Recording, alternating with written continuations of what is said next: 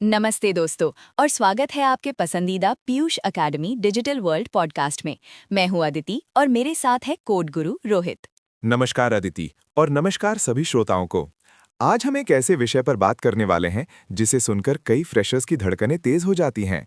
जी हाँ, हम बात कर रहे हैं एंड्रॉयड स्टूडियो इंस्टॉलेशन की 2026 के अपडेटेड गाइड के साथ। बिल्कुल, क्योंकि आजकल एंड्रॉयड ऐप डेवलपमेंट सिर्फ एक स्किल नहीं बल्कि एक करियर सुपर पावर बन चुका है।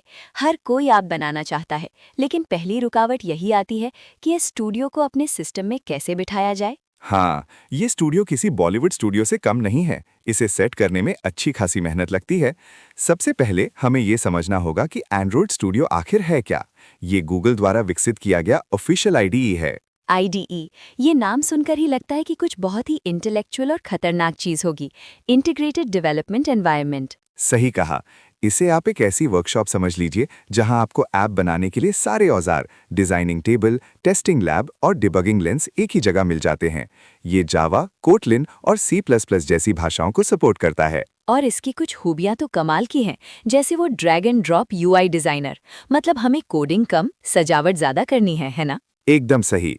ये उन लोगों के लिए वरदान है जो UI UX में ज्यादा इंटरेस्ट रखते हैं।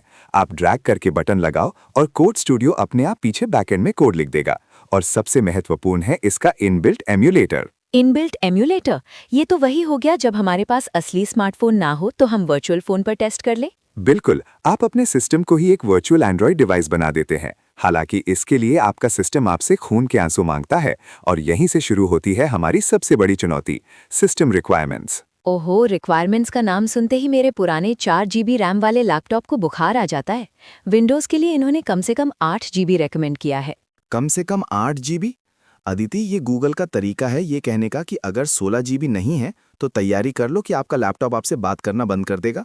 और स्टोरेज देखिए, 10 से 12 GB खाली जगह। मतलब हमें अपनी पसंदीदा गेम्स या पुरानी मूवीज़ डिलीट करनी पड़ेंगी ताकि एंड्रॉयड स्टूडियो महाराज बैठ सकें।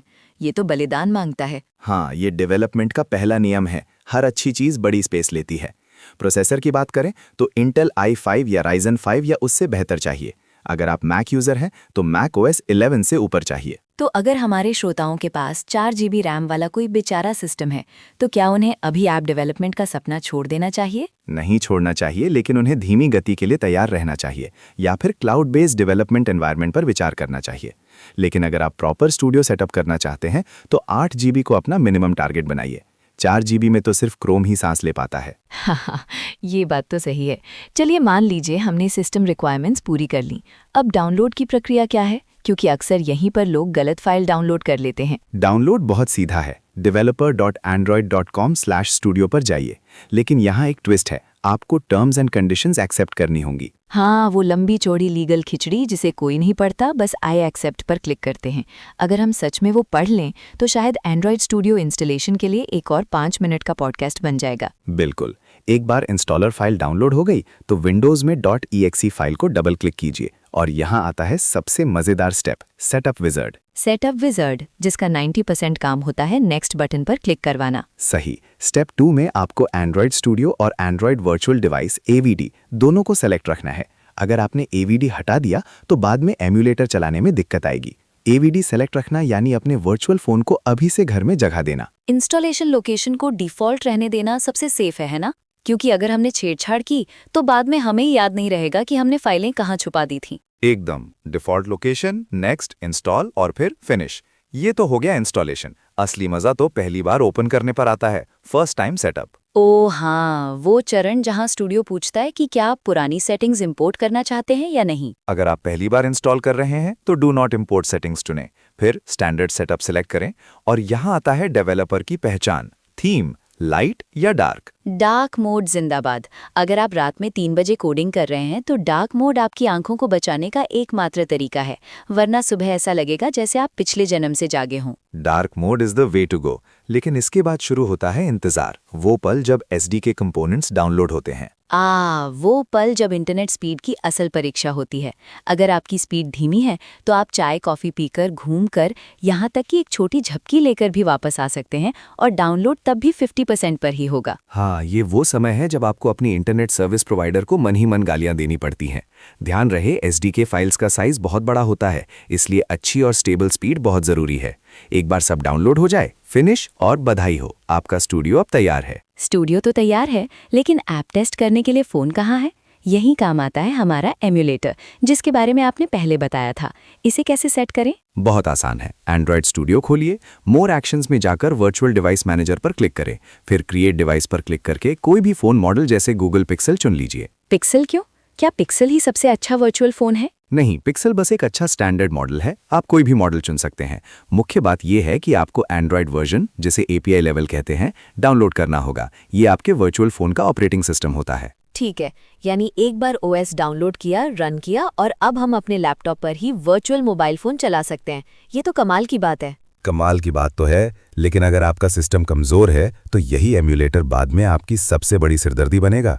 ये इतना धीमा चलेगा कि आपको लगेगा कि आप 1990 के दशक का डायल अप कनेक्शन इस्तेमाल कर रहे हैं। और जब हम पहला प्रोजेक्ट बनाते हैं तो क्या कुछ खास बातें याद रखनी चाहिए? पहला प्रोजेक्ट बनाना बहुत उत्साहजनक होता है। न्यू प्रोजेक्ट एम्प्टी एक्टिविटी चुनें।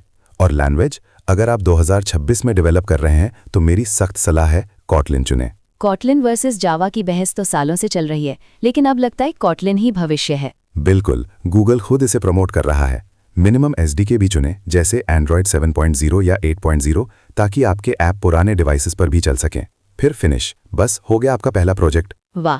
अब बात करते हैं उन दुख दर्द की जो डेवलपर्स को झेलने पड़ते हैं। सबसे बड़ी कॉमन प्रॉब्लम एम्यूलेटर स्लो है। इसका समाधान क्या है? इसका समाधान दो ही हैं। पहला, रैम बढ़ाओ, जो हमने पहले ही डिस्कस कर लिया। दूसरा और बहुत ज़रूरी, हार्डवेयर एक्सेलरेशन इनेबल करें। Hardware acceleration? ये क्या जादू है? ये आपके सिस्टम के CPU को बताता है कि एम्यूलेटर चलाने के लिए पूरी ताकत झोंक दो।